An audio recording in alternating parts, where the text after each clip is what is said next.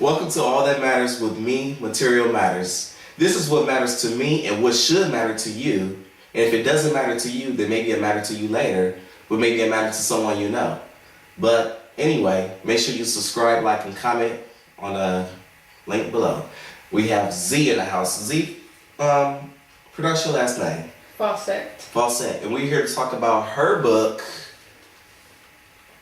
Get permission. Here's permission. What is the inspiration for the title? Like, you giving people permission for what? Well, I like to think that this book, it sums up a lot of what I write about daily. Okay. So it's a peek inside of my daily journal. And that title is to say, you have my permission to do so. You have permission to peek inside your journal. And this is the first version, so how many versions do you plan on writing? I anticipate maybe 3 volumes. This is volume 1. When did you start writing? I don't think there was a moment that I started, but I know that there's a poem that dates back to 2007. Okay. What's the 3 poems that resonates with you the most in your book? It was so hard to choose 3. I think my all-time favorite from the book is entitled High School. Uh-huh. There's a poem entitled Lessons Learned, and there's one entitled Forgiveness. Forgiveness. I would rate those my top 3. Why is that? Well, tell us about the first one, Lessons Learned. Lessons Learned, I think it's a lot of reflection going on in the poem. Okay. But it mainly talks about a lot of things that I experienced that I didn't know had affected me in such a great way until I was writing about them. In high school? That's a separate. Do you mean? Is that a separate poem? Yeah, high school is a different. It's a okay. title. Lessons learned. Okay, I'm putting them all together. Lessons learned in high school. Like, high school is the first one. Okay. So what was the high school one about? Basically, I had a moment. I went to Cass. They started tearing Cass down, and so I would drive past, every now and again, and there were more and more pieces of it gone, and I just felt like this ache in my heart because I had so many memories there. And so one day I sat and I wrote about it. I wrote about high school and how it made me feel and what. But they tore Cass down, but they have a new building. They built a new one. They did, yeah. It's nothing like the old one. Nothing. You can see right through it. It looks good though. Yeah, it's beautiful. Is it better than the old one? Have you been inside the new one? Yeah, I spent my senior year inside. Oh, okay. So you're baby. I would say that nothing's better than the old one. I think anybody who went to Cass Tech would say nothing's better than the old one. Well, since we're in the first few minutes of the show, let them know where they can purchase your book and what's your price point if you have one yet. Okay. Because it comes out the 10th. The 10th of January. Okay. Right. Right now, if you would like to pre-order the book, you can send an email to here'spermission@gmail.com. We can set up a PayPal transaction and I can ship it out. As of February 1st, it'll be available for online purchase. Okay. So that'll be. Which will be. You can get a Kindle ebook. Okay. Or you can purchase it on Amazon. Okay. And it'll get shipped to you that way. Okay. And what will be the price of the book? The price is $20 even. Okay. There are 45 poems inside, so that's less than 50 cents per poem. I feel like it's well worth it for the price. For your first book, I'm very proud of you. Thank you so much. Very, very proud of you. That means everything to me. Have you started working on the other volumes yet? I have. Okay. Volume 2 is in the works. I'm also working on a creative nonfiction book. So yeah, those are the 2 projects. Cool. What is it going to be about? Or you can't talk about it? No, it's a collection of short stories, mostly personal narratives, where I'm kind of humorous, I'm sort of witty, and I'll just share stories from my life, from my childhood, my adulthood, somewhat. All right. What gave you the inspiration to start writing a poetry book? I think I've always wanted to write a book.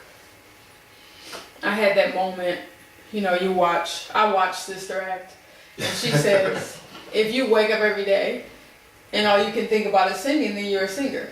Okay. And so I'm like, well, I wake up every day and all I think about is writing. I must be a writer. And so I've always been writing. And I think after college is when I decided I would like to publish my own books. Okay. Tell people, who are you? So I feel like it's such a loaded question.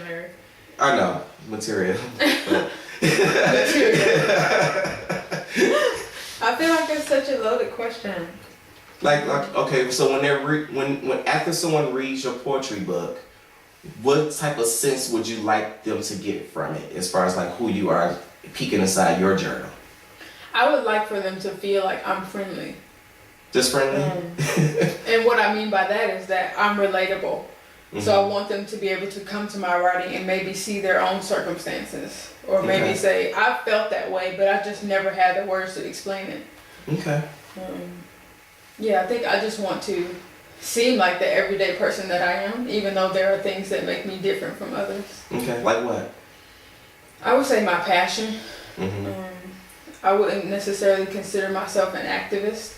But a lot of what I do feel, it comes from reading, it comes from my experiences, and then I have this boiling inside me to do something about it. So what makes your passion so different from everybody else's?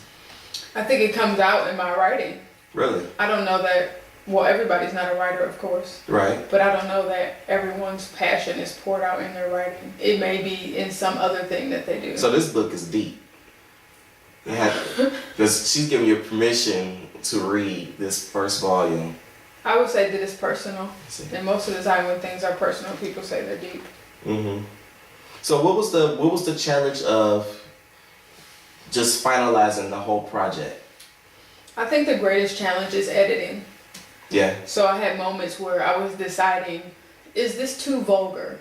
Is this too sexual? Do I want to expose this part of me? Do I want to keep this part of me? You know? So a lot of making those decisions about, yes, this can stay. No, I don't think I want that to stay. That was a process. Those were difficult decisions, I think. Okay. I like the artwork. It's very simple. You know, it looked like it can just, you know, lay nicely on a coffee table. Someone can pick it up, and it looks like a, just the text, and it's an easy read. Not easy as far as like the concept of what you're writing about, but you know how like some letters could be so small, or whatever. So it's just like, it looked like a pretty good page turner. Yeah, I wanted it to be simple. I wanted it to look like my journal. It kind of looked like a composition book, and this one. It does. Now that I think about it, yeah. So you put a lot of thought into it. I wanted it to look exactly like my notebook. Now, how's your handwriting in your book? Is it terrible? I don't have horrible handwriting. I have to say that I have the worst handwriting. When I go back and try to read it, I cannot even read my own writing sometimes. I have to really take my time. Yeah, that's pretty bad.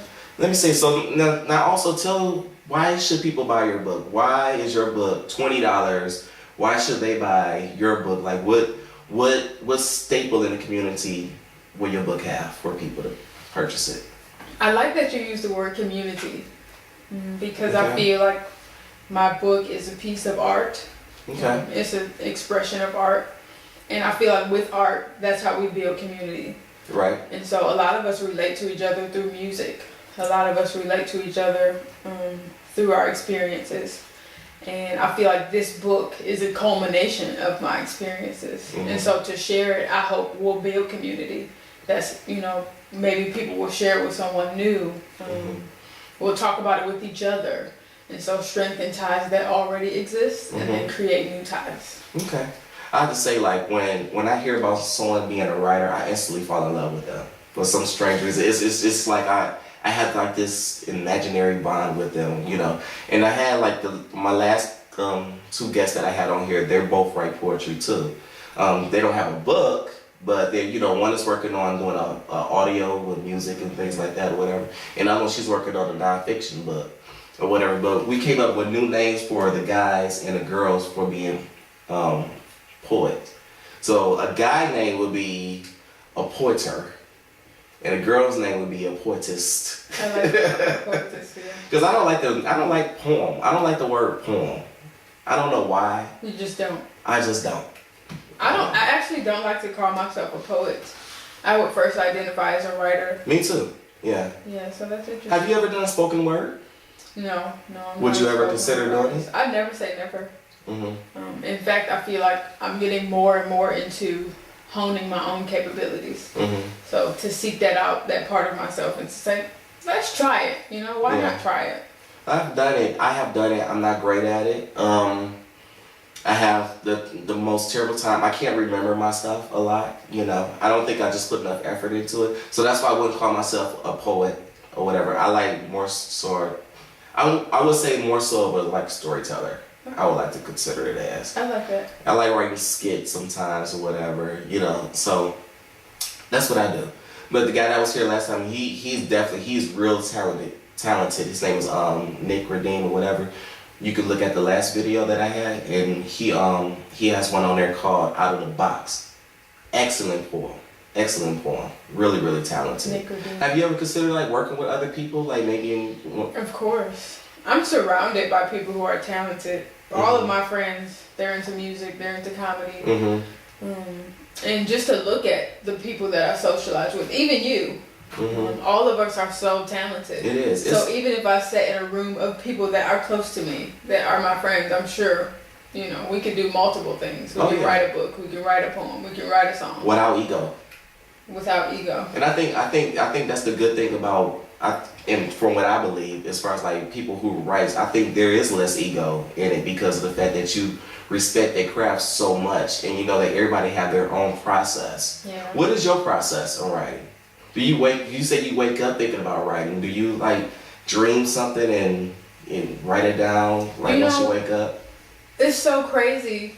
Sometimes I dream music. So sometimes I dream beats, like, you know, some sort of instrumental in my head, and I wake up and I'm humming it and I have no idea where it came from. And so I've written a couple songs in that way, where there's this melody inside my head that's going. I feel like it stays with you once you wake up?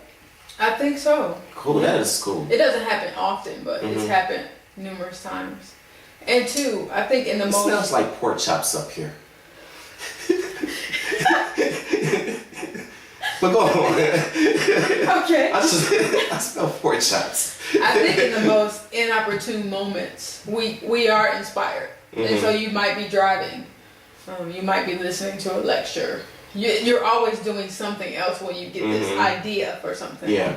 And so I've taken advantage of those moments to say, I'm going to write it down. I'm going to do something with this, even if I'm in the middle of something else. And so letting those moments escape you, I feel like it's quite unfortunate. So when I think something, or when it just hits me out of the blue, then I'll write it down, and maybe I'll come back later. Now you have a book release party going to. Did you want to share that? Is that like a private event for now? I wouldn't consider it private. Okay. There have been invitations sent, and so there's a specific group that I do anticipate to be there. Okay. That will be on January 10th. I do anticipate having other book signings afterward too. Okay, cool. Make sure y'all look for Zee for her book signings. Tell everyone where you can be reached. You can reach me by email at here'spermission@gmail.com. That's without a comma. There's no comma. Comma where? I mean an apostrophe. Okay. Okay. Yeah, and you can put whatever you want in the subject line. But that's my email. Okay. And are you on Facebook or any social media? No, not yet. Do you consider doing that just to promote the book a little bit more? I don't know about marketing purposes, but surely for networking purposes, I do anticipate putting the Instagram up, and my website is under construction right now. Okay, cool. And your website will be what? Right now it's listentozee.wordpress. Listen to Zee, I like that. Yeah, so that's a blog that I've got going. It might switch over to just its own website page. Yeah, it'll take a life of its own. Yes. All right. Thank you for having me. Well, yeah, but thank you for having me because it was an honor to talk with you about your book, and I'm so proud of you. Thank you. Matirio, yes. Make sure you guys pick up Here's Permission by Zee Fossett. And we'll have the links on below. In the comments? Yep, in the comments. That's it. Cut! Hi, my name is Zelia.E.Fossett, and I love making it matter with Material Matters.